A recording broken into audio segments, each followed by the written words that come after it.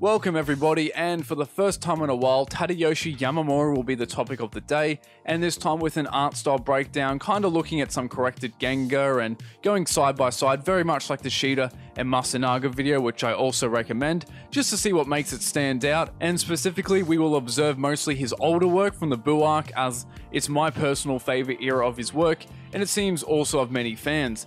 And before we get into that, as usual, the featured artist for this video is Perfect_Mondo, who has quite a unique style and has a vibrant look to his work. So go show him some support. I'm sure he would appreciate it. Link to his account will be in the description, and follow this text on screen for your chance to feature in a video. So to start off, we have a keyframe by Naotoshi Shida and the corrected Gengar by Tadayoshi Yamamura on the right, and this was actually for the We Gotta Power opening. Both are excellent. It's great to look back and see Shida's uncorrected work, and the way he stylizes like the sternomastoid and the pecs, as well as that rounded quality to like the outline of the face, does feel somewhat modern. And one element that you'll see a lot in Yamamura's work is solid and confident lines. I particularly like the way he draws eyes. They deliver quite an imposing look, expressed through the angle of the lines, like here being more tilted. Also with the eyebrows, they are quite thin. You have about 4 lines or so, and they are drawn in a very curved fashion, again with confident lines, something I am having trouble replicating right here. And Yamamura also draws quite small pupils, a consistent trait even earlier in the series, and another feature of his work is small pointy noses. They are quite nice and simplified, and while Shida's shading is great, Gohan feels very muscular and three-dimensional. Yamamura makes some extra additions like this small little shape here, indicating where light is hitting the bottom lip, and it just kind of gives that extra bit of definition. Or with here placing a third tone right near the crease where the eyebrow comes down, again giving some extra depth. And this formidable look to characters, especially in the face, is quite consistent throughout his work in this era, and this correction he does of Majin Vegeta is another great example.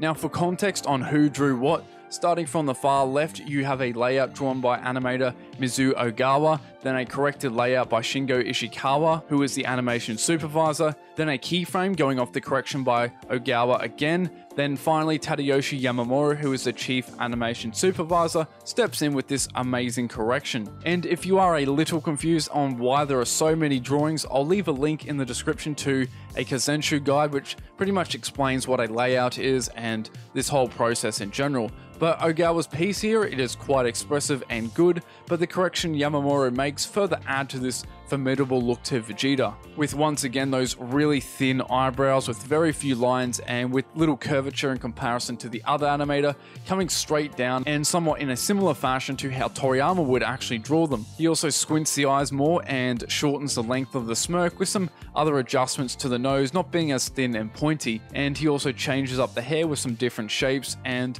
changing the direction for some of the clumps of hair, placing it kind of off to the side, giving it a bit more flow.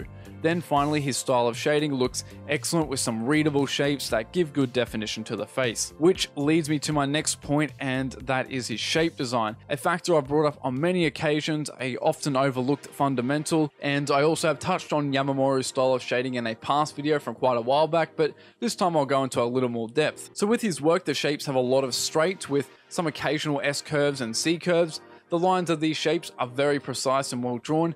Additionally, the shapes are also quite simple, not being too complex, which works well in terms of readability. They also convey a good sense of depth, really adding to the muscular feel to characters. For example, take these two pieces and observe the chest. Here the shapes are quite simple and are fine, but with Yamamura you can see there is a slight increase with more lines, further defining this muscle with some more larger curves and making the third tone a bit more prominent. As a result of some better shapes and placement, this muscle group now feels a bit more three-dimensional, and outside of his style in the Buu arc, this seemed to be a consistent trait in respect to good shape design. And to the next point, and that is the way he stylizes anatomy. Unlike other animators, perhaps like Masunaga, he takes a rather simplified approach, often using few lines to depict these muscle groups, and they usually take on a sort of blocky, rectangular shape like in respect to the bicep, for example. And so in combination with some of the other points I just mentioned, you have quite a refined look to characters' designs. Now finally, in terms of gesture and the overall poses, if I was going from a general overview of like the entirety of his work, I would say that it typically was quite good, but it wasn't anything groundbreaking, not that it always needs to be either, but in his promo art you certainly get some exceptions with some iconic shots, like from one of my personal favorite Dragon Ball posters, which is for movie 13, with quite a solid pose and some great foreshortening, or such as this classic shot here. Overall, just some really solid work at the end of the day. His art style is very appealing in this era, well, at least for me. But with that final point, I'll end the video. Thank you as always for watching. Hope you enjoyed it, and I'll see you later.